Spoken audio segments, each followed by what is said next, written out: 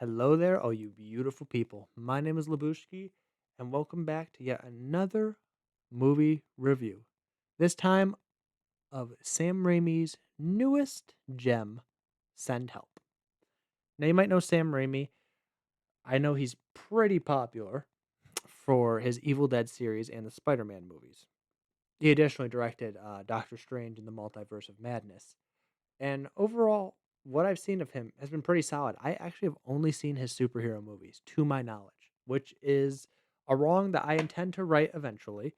But for the time being, I am unable to. I'll probably just watch the Evil Dead series at some point because I've seen none of them, and unfortunately, that is very surprising to many people. They're like, "How can you be a movie guy and not have seen these? They're awesome movies." And one day I will get there. I promise. One day I will get there, and I'll be able to be one of those cool guys. But I love his Spider-Man movies with Tobey Maguire. They are chef's kiss. However, that is not the topic of this video. Topic of this video is his newest movie, Send Help, starring Dylan O'Brien and Rachel McAdams, almost exclusively. Dylan O'Brien, I know from the Maze Runner trilogy. That's mostly all. At least that comes to mind. I liked him as an actor, and then every time I see him, I'm like, "Oh, it's Thomas," because I grew up reading the Maze Runner books. They're solid books, a solid series overall, and so every time I see him, I'm like, "Oh, this guy. I love this guy." And I still loved him in this. I think Dylan O'Brien is a decent actor, and I have no problems watching him in a movie. The same can be said for Rachel McAdams. She was in the Doctor Strange movies, and for some reason, anything else that she was in is completely blanking from my mind, but I know she was in some other definitely popular things. So, my bad, Rachel McAdams. Please don't sue me. Let's get to the pros and cons. I thought there was a great dynamic power shift and role reversal portrayal between the two actors. If you saw the trailer, Dylan O'Brien's character is the head boss, the CEO of whatever company Rachel McAdams works at. Rachel McAdams is more of just a mousy drone, not in a negative way, but she's like a drone at the job. They don't really pay attention to her. They're just like, do your work. That's it. And that's unfortunate because she was promised by Dylan O'Brien's father that she'd get a promotion and, get a pay raise, get a better position, and all that. But unfortunately, it was not to be. And so when they crash on this island, Dylan O'Brien essentially becomes kind of useless because he doesn't have much practical knowledge. He's rich and he's just kind of like, "Oh yeah, I got, my fancy clothes and I got people to do stuff for me." While Rachel McAdams has more primitive knowledge, if you will, because she's a fan of Survivor, but also she just has knowledge for how to do things for herself and not have them done by other people. So it works really well because it really humbles Dylan O'Brien's character to begin with, because he starts off as kind of a prick.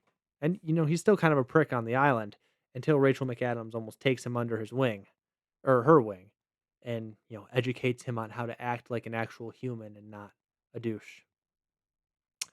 Overall, I thought there was some solid of narrative twists and turns as the two go blow for blow. Essentially, they end up kind of competing against each other. Dylan O'Brien trying to prove his worth as his own person, while Rachel McAdams kind of pities him, which he doesn't want. So the two fight over food, over living, over supplies, and everything. And it all kind of culminates into, well, I won't get into spoilers, but it all culminates eventually.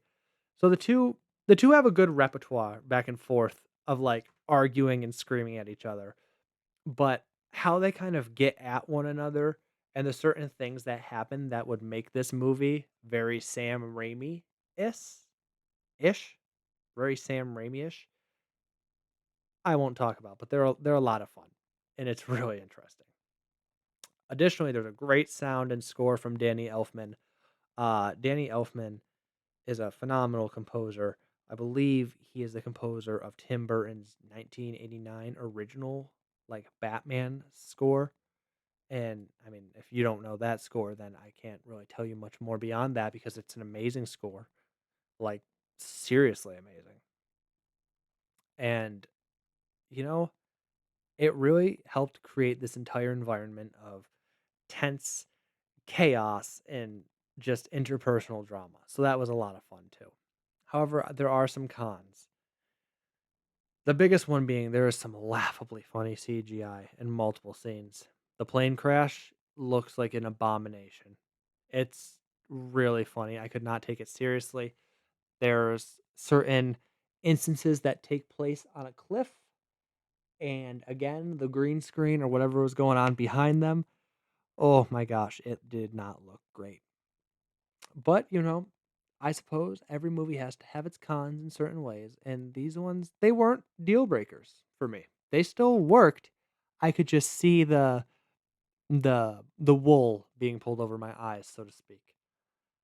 And additionally, my final con is that there's a weird obsession with viscous liquids, meaning everything is juicy. What do I mean by that? Well, I mean blood goes everywhere, and that's not a problem. But there's snot, there's drool, there's vomit, there's it's just really wet and juicy. This whole movie is, and it kind of makes it nasty. Maybe that was the intention to make this like such a nasty or like a nastier movie. Again, I haven't seen much of Sam Raimi's other stuff, so I can't really say whether or not that's how he works as a director. And if he does, that's fine. But that's not necessarily something that really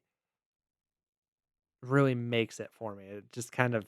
It just feels too forced, just too icky, and, that's fine as well. This is, of course, only my opinion.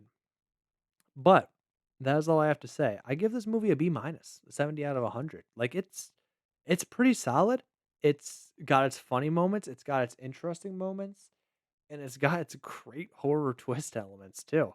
It's one that I do recommend seeing, and it is a pretty good one to enjoy. Great performances. Most things of it are great. I just have a few personal critiques because I'm annoying like that. But what are you going to do? That's me. Anyways, we'll end that here. Thank you everyone so much for watching. Hope you enjoyed another review. As always, go see a movie in theaters. Doesn't have to be this movie, but movies are meant to be seen in theaters, so go see one. Thank you all so much for watching. Hope you all have a wonderful day doing whatever it is that you shall be doing. And I'll see you in the next one. Until then, take it easy.